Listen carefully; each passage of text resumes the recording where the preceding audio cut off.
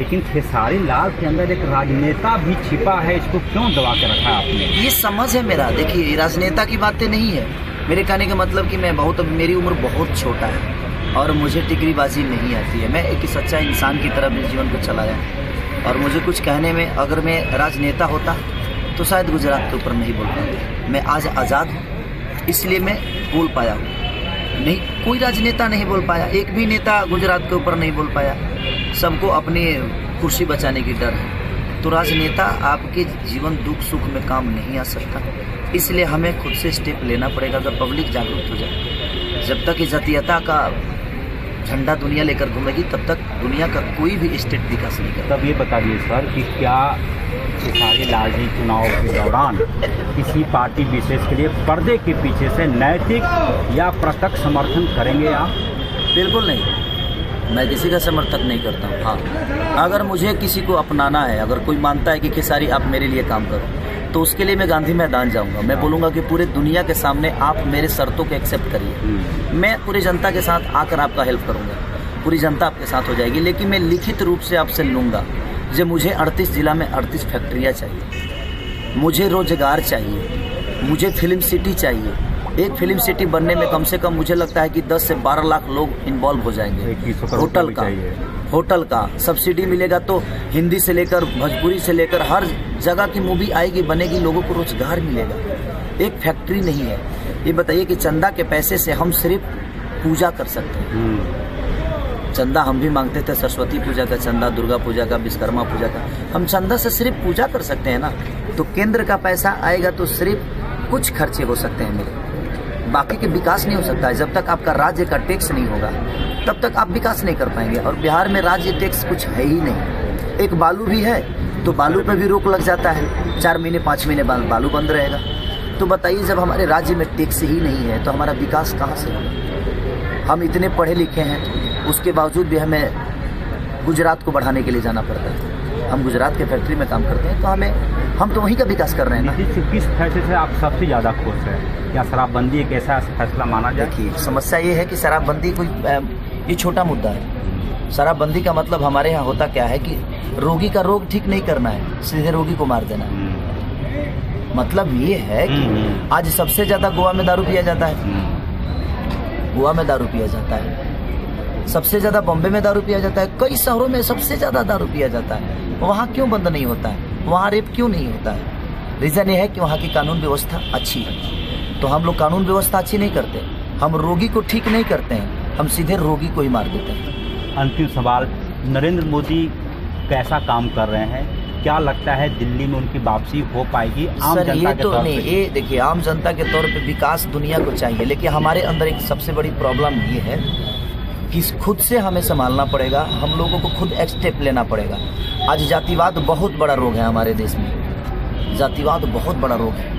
कोई भी एक नेता किसी भी कास्ट का उठता है और उसको आरक्षण के नाम पे दुनिया को भड़का देता है, और वही आदमी कल चल के एक पोजीशन पा लेता है, उसके बाद वो आरक्षण की बातें नहीं करता। वो ऐसे उसको माल मिल गए, उसको पोजीशन मिल गया, उसको कुर्सी मिल गई, जात के नाम पे वोट मिल गया, उसके बाद उस जात के लिए वो क्या किया है। कई सारे नेताओं को मैं देख रहा हूँ कि आरक्षण, आखिर आरक्षण क्यों चाहिए?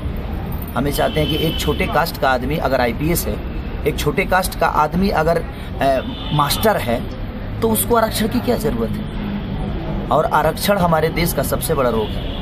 आरक्षण हटाने के लिए अच्छा स्कूल जरूरी है, तो हमें आरक्षण की जरूरत नहीं है। अगर अच्छा स्कूल हमें मिले तो हमें आरक्षण की कोई जरूरत नहीं है। हम पढ़कर अपने मंजिल को पा सकते हैं। और हर नेता ही करता है, आरक्षण के नाम पे लोगों को भड़काता है और लोग हाथ से उसे करते हैं। वो एक चुनाव आता है तभी आरक्षण की बातें होती है, सिर्फ अपना वोट पाने के लिए, अपनी कुर्सी बचाने के लिए। और उसके बाद वो आरक्षण की कोई बातें नहीं होती है। जिस पार्टी में हो जाता है बस वो मंत्री बना, विधायक बना, कुर्सी मिली, उसके बाद आरक्षण की बातें नहीं होती। तो सबसे ज्यादा बेवकूफ जनता है जो उसकी बातों में आकर और हाथ से उसे करके अपनी जान देती है, अपनी पसीना बहाती है। आप झारखंड आए हुए हैं, क्या रघुवर दास जी से मुलाकात है? कोई कार्यक्रम है? क्योंकि बगल में ही CM आवास भी है, जहाँ पर अभी आप मौजूद हैं। देखिए, मैं एक आम इंसान हूँ, एक कलाकार हूँ, और मेरे लिए हर पार्टी के लोग सम्मानित हैं, पूजनीय हैं। हर वर्ग के लोग मेरे अपने हैं, मेरे जीवन में हैं, और सबका प्यार और आशीर्वाद की बदौलत ही मैं आज यहाँ तक पहुँचा। तो हमें रोजी बहुत ज़रूरी होती है। रोजी नहीं होगी हम हमेशा बेकार रहेंगे। आज बिहार में रोजी होती तो हम अपने घर से टिफिन लेकर जाते ना। हम आज गुजरात में 5,000 का कम से कम घर लेते होंगे किराए पे।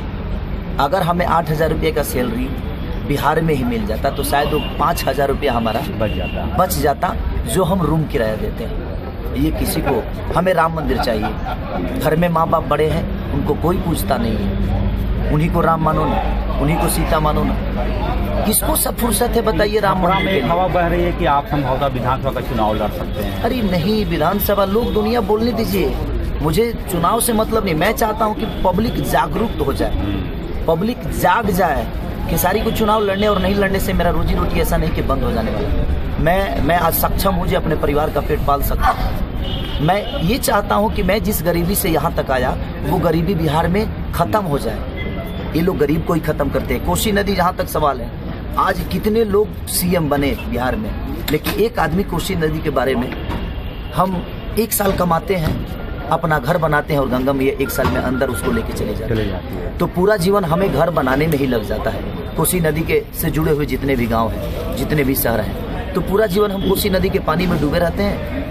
6 महीने वो हटता है, फिर हम अपना घर बनाते हैं, फिर गंगा मैया लेके जाती है। इसका कोई उपाय नहीं कर रहा है। हर आदमी कोसी नदी पे, जिस दिन कोसी नदी बन गया सबकी राजनीति खत्म। राम मंदिर जिस दिन बन गया उस दिन राजनीति खत्म। राम मंदिर नहीं बनाना है हमें, मस्जिद नहीं बनाना है, ना किसी को नमाज पढ़ने का टाइम है। हम घर में भी नमाज पढ़ लेते हैं, हम घर में भी सीता माँ का और राम का पूजा कर लेते हैं। किसको टाइम है? माँ बाप को पूजो, वही हमारे लिए राम मंदिर। आप नीतीश से अच्छा बोलते हैं, तेजस्वी से भी अच्छा आपका स्पीच है। मेरा मानना देखिए, क्यों मेरा रोक रखा मैं अपने कभी अंदर के पॉलिटिशियन को? नहीं, अरे नहीं, आज ये पॉलिटिशियन बहुत गंदा चीज है। मैं जीवन में आजाद बन के जीना चाहता हूँ। और राम मंदिर के लिए, राम मंदिर के जगह पे काश एक हॉस्पिटल बन जाता तो उसमें मुसलमान का भी इलाज होता और एक हिंदू का भी इलाज होता। काश एक स्कूल बन जाता तो उसमें हिंदू का भी बच्चा और मुसलमान का बच्चा भाई की तरह एक साथ बैठकर पढ़ते। लेकिन हमें राजनीति करना है, हमें राम मंदिर पे, इसलिए हम दुनिया को भड़का रहे हैं। और ये जब तक जनता नहीं समझेगी तब तक हम ऐसे ही हाथ से उसे हर आदमी का झंडा लेकर घूमते रहेंगे और हमारा कोई विकास नहीं होने वाला है। तो इसलिए जनता को जागरूक, जो नेता गांव में जाए मार के भगाइए, मुझे ये चाहिए, तब वो नेता वादा करके जाएगा। और नहीं तो जिस दिन चाहे उस दिन सरकार। मैं किसी में मिलूंगा जरूर, ऐसा नहीं कि मैं किसी में मिलूंगा नहीं। मैं जो पार्टी मुझे अप्रोच करेगा मैं उसमें मिलूंगा, लेकिन मेरा शर्त होगा कि मुझे 38 जिला में 38 फैक्ट्रियाँ चाहिए, मुझे कोसी नदी चाहिए, मुझे फिल्म सिटी चाहिए, ताकि लोगों को रोजगार मिले। मैं आपके साथ हूँ, पूरी जनता। धन्यवाद, थैंक यू।